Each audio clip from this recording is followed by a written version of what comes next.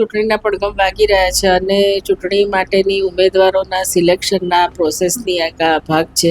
સ્થાનિક સ્વરાજની ચૂંટણીના ભણકારા વાગી રહ્યા છે, ત્યારે આ મહિને પ્રધાનમંત્રી મોદી પણ અમદાવાદમાં આવવાના છે. કોંગ્રેસની શું તૈયારીઓ રહેશે?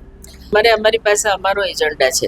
નરેન્દ્ર મોદી પોતે આવીને એમનો જે એજન્ડા હોય એ કરશે. અમારે કંઈ એની જોડે બહુ લેવા દેવા નથી.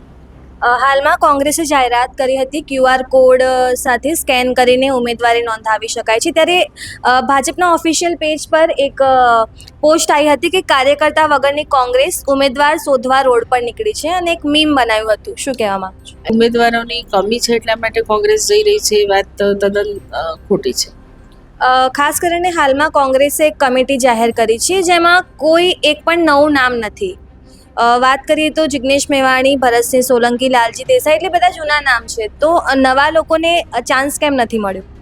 સિલિન્ડરની વાત કરીએ તો ભાજપ કહે છે કે બધું બરાબર છે, પણ અત્યારે દરેક જગ્યાએ લાઈનો જોવા મળી રહી છે. સ્મૃતિ ઈરાનીએ પહેલા વિરોધ કરતા હતા ગેસના બાટલા સાથે. અહીંયા ઘણા બધા મંત્રીઓ છે, પૂનમબેન માડમ છે, રીવાબા જાડેજા છે, કોઈ બોલતું કેમ નથી? આપણા PM છે, એમણે જાતે ઊભી કરેલી આ મુશ્કેલી છે એવું કહે તો ચાલે. એ પોતે દબાણવશ થઈ અને અમેરિકાના ઘૂંટણે પડી ગયા છે અને એને કારણે એક અમેરિકાની કોલોની હોય ભારત એવી રીતે બિહેવ કરી રહ્યા છે અને ટ્રમ્પ પણ એ રીતે આપણી સાથે બિહેવ કરે છે.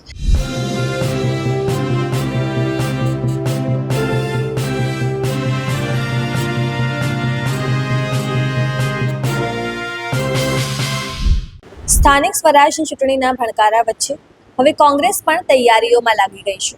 નમસ્કાર, હું છું ચંદ્રિકા પુત્રી નિરાલી. આ જ મુદ્દે વાત કરવા આપણી સાથે જોડાશે અમદાવાદ શહેર કોંગ્રેસ સમિતિના અધ્યક્ષ સોનલબેન પટેલ. તો સીધા જઈએ સોનલબેન પાસે અને આ તમામ મુદ્દે વાત કરીએ. સોનલબેન, 14 અને 15 તારીખના કાર્યક્રમોની ચર્ચા છે, તો શું કાર્યક્રમ થવાના છે? એકચ્યુઅલી કાર્યક્રમ કરતાં પ્રોસેસ કહેવાય. અત્યારે જે ચૂંટણીના પડઘમ વાગી રહ્યા છે અને ચૂંટણી માટેની ઉમેદવારોના સિલેક્શનના પ્રોસેસની આ ભાગ છે અને 14 અને 15 જે કોર્પોરેશનના 7 ઝોન છે, એટલે ઝોન વાઇઝ અમારા પ્રદેશ કક્ષાના બે આગેવાનો ત્યાં આગળ આવે અને વોર્ડ વાઇઝ જે કેન્ડિડેટ્સ પોતે લડવા માગે છે, જે લોકોએ એપ્લાય કર્યું છે, એ લોકોને મળવાના છે, એમની વાત સાંભળવાના છે. એ લોકો પોતે કેમ કરીને જીતી શકે એની પોતાની વાત જે છે એમની આગળ રજૂઆત કરશે અને એ આખો રિપોર્ટ અમને આપે. એના આધારે પછી અમે જે ઇલેક્શન કમિટી આગળ જઈ અને એની ચર્ચા કરીશું. સ્થાનિક સ્વરાજની ચૂંટણીના ભણકારા વાગી રહ્યા છે, ત્યારે આ મહિને પ્રધાનમંત્રી મોદી પણ અમદાવાદમાં આવવાના છે. કોંગ્રેસની શું તૈયારીઓ રહેશે? વડાપ્રધાન આવે એની જોડે અમારે કોંગ્રેસને કોઈ તૈયારીનો સવાલ નથી. અમે તો અમારી રીતે અમારા જે કામ કરીએ છીએ અને ખાસ કરીને પ્રજાની વચ્ચે જે જવાનું કામ છે. અને લોકો આજે તમે જુઓ છો કે જુદા જુદા પ્રશ્ને, મોંઘવારી, ગેસ, રોડ રસ્તા બધા પુષ્કળ પ્રશ્નો છે અને જે અણઘટ વહીવટ છે કોર્પોરેશનનો, એનાથી કંટાળી ગયેલા છે. એટલે અમે તો લોકોની વચ્ચે વધારેમાં વધારે જઈ કાર્યક્રમો કરવાના, લોક સંપર્ક કરવાનો અમારી પાસે અમારો એજન્ડા છે. નરેન્દ્ર મોદી પોતે આવીને એમનો જે એજન્ડા હોય એ કરશે. અમારે કંઈ એની જોડે બહુ લેવા દેવા નથી. હાલમાં કોંગ્રેસે જાહેરાત કરી હતી QR કોડ સાથે સ્કેન કરીને ઉમેદવારી નોંધાવી શકાય છે, ત્યારે ભાજપના ઓફિશિયલ પેજ પર એક પોસ્ટ આવી હતી કે કાર્યકર્તા વગરની કોંગ્રેસ ઉમેદવાર શોધવા રોડ પર નીકળી છે અને એક મીમ બનાવ્યું હતું. શું કહેવા માંગો છો? એ ઠીક છે એકબીજાની સામે આ જાતની વાત કરવાની. અત્યારે અમે લોકોએ જે ફોર્મ મંગાવ્યા છે તો અમારી પાસે 500થી વધારે ફોર્મ આવેલા છે. અમે લોકોએ QR કોડ એટલા માટે જારી કર્યો છે કે સમહાવ કોઈ અમારા સુધી પહોંચી ના શકે અથવા કોઈ ડાયરેક્ટલી કનેક્ટેડ ના હોય કોંગ્રેસ સાથે, પણ કોંગ્રેસની વિચારધારામાં માનતા હોય, લડવા માગતા હોય, તો એ લોકો વેલકમ છે. અને એ લોકોને અમે બહોળા લોકો સુધી જઈ શકીએ, એમને એક્સેસ મળી શકે એટલા માટે QR કોડની વાત છે. બાકી ઉમેદવારોની કમી છે એટલા માટે કોંગ્રેસ જઈ રહી છે એ વાત તદ્દન ખોટી છે. ખાસ કરીને હાલમાં કોંગ્રેસે એક કમિટી જાહેર કરી છે જેમાં કોઈ એક પણ નવું નામ નથી.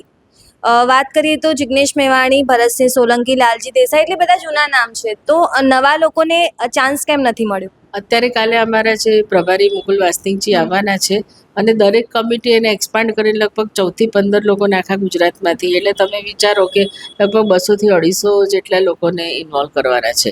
એટલે આ તો જસ્ટ બિગિનિંગ છે. પછી એ લોકો આ લોકો તો 3-4 નામ છે, તમે જુઓ તો એમાં આખા ગુજરાત વ્યાપી એ લોકો કમિટી બનાવીને આવી રીતે એવરેજ 14-15 નામ લેવાના છે. સિલિન્ડરની વાત કરીએ તો ભાજપ કહે છે કે બધું બરાબર છે, પણ અત્યારે દરેક જગ્યાએ લાઈનો જોવા મળી રહી છે. સ્મૃતિ ઈરાનીએ પહેલા વિરોધ કરતા હતા ગેસના બાટલા સાથે. અહીંયા ઘણા બધા મંત્રીઓ છે, પૂનમબેન માડમ છે, રીવાબા જાડેજા છે, કોઈ બોલતું કેમ નથી? એ લોકો પાસે એટલા માટે બોલવાનો મુદ્દો નથી કારણ કે એમના જે આગેવાન છે ને આપણા પીએમ છે એમણે જાતે ઊભી કરેલી આ મુશ્કેલી છે એવું કહે તો ચાલે. આપણે મોદી સરેન્ડરના નામે તો આજે આખા દેશમાં ચર્ચાઈ ગયું છે. તમે જાણો છો કે એ પોતે દબાણવશ થઈ અને અમેરિકાના ઘૂંટણે પડી ગયા છે અને એને કારણે એક અમેરિકાની કોલોની હોય ભારત એવી રીતે બિહેવ કરી રહ્યા છે અને ટ્રમ્પ પણ એ રીતે આપણી સાથે બિહેવ કરે છે. એટલે જે યુદ્ધ શરૂ થયું છે એ યુદ્ધની જગ્યાએ છે, પરંતુ જે કૂટનીતિનો ઉપયોગ કરીને જે સહેલાઈથી આપણે કામ કરી શકતા હતા તેને બદલે સપ્લાય બંધ થઈ ગયો છે અને એને લીધે એ લોકો તો કોઈ બોલવાની કે લોકો પાસે જવાની સ્થિતિમાં નથી. અત્યારે જે પરિસ્થિતિ છે વધારે ને વધારે વિકટ થતી જાય. આજે પણ ધારો કે યુદ્ધ બંધ થઈ જાય તો લાંબા ગાળા સુધી એની અસર રહેવાની છે, એટલે એમાંથી તો એ લોકોને ઉગરવાનું બહુ અઘરું છે.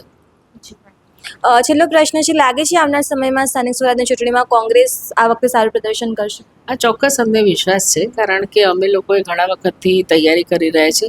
લોકોની વચ્ચે જવાનું, ઉમેદવારો સારા યુવાનોને ખાસ કરીને તમે જોયું ચાન્સ આપવાના છે અને લોકો પણ ખૂબ નારાજ છે. એટલે લોકોની જોડે અમે ઘણા વખતથી જઈએ છીએ તો અમને આવો ફીડબેક મળે છે કે હવે ઘણું થઈ ગયું. સ્વાભાવિક રીતે હવે સ્થાનિક સ્વરાજની ચૂંટણી નજીક છે, દરેક પક્ષ તૈયારીઓમાં લાગી ગયો છે. તમે સોનલબેનની વાત સાંભળી, કેટલા સહેમત છો, શું વિચારો છો, કમેન્ટ કરીને જણાવજો. અત્યાર માટે બસ આટલું જ. અમદાવાદથી સહયોગી નિશા સાથે હું નિરાલી.